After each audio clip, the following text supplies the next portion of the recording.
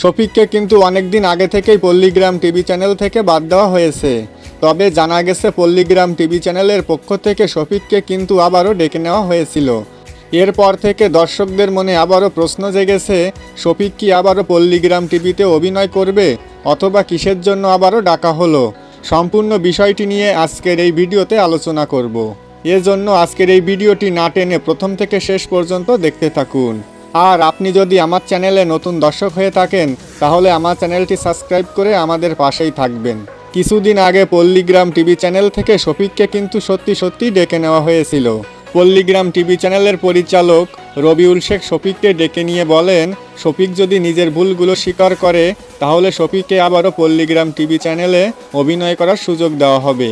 তবে জানা গিয়েছে শফিক এই ব্যাপারে বলেছেন, এই ভুল শুধু আমার একার নয়, এই ভুল কিন্তু পল্লীগ্রাম টিভি চ্যানেলেরও রয়েছে। তাছাড়া তিনি আরও বলেন, আমি দীর্ঘ 5 বছর ধরে পল্লীগ্রাম টিভি চ্যানেলে কাজ করে আসছি।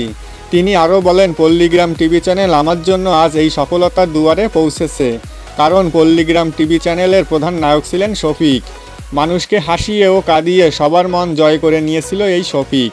তবে কিছুদিন আগে পল্লীগ্রাম টিভি চ্যানেল থেকে শফিকের চলে যাওয়ার পরেই দর্শকের মনে জেগেছিল একের পর এক প্রশ্ন। কিন্তু বর্তমানে শোনা যাচ্ছে পল্লীগ্রাম টিভি চ্যানেলের পক্ষ থেকে শফিককে ডেকে নিয়ে আবারও অভিনয় করতে বলা হয়েছে। দেখা যাক শেষ পর্যন্ত কি হয়। তো বন্ধুরা, শফিকের এখন কি করা উচিত? তার কি আবারও পল্লীগ্রাম টিভি চ্যানেলে ফিরে আসা উচিত? সেটা কমেন্টে লিখে জানাতে ভুলবেন না। দেখা হবে, কথা হবে পরবর্তী কোনো ভিডিওতে। সেই পর্যন্ত সবাই ভালো থাকবেন।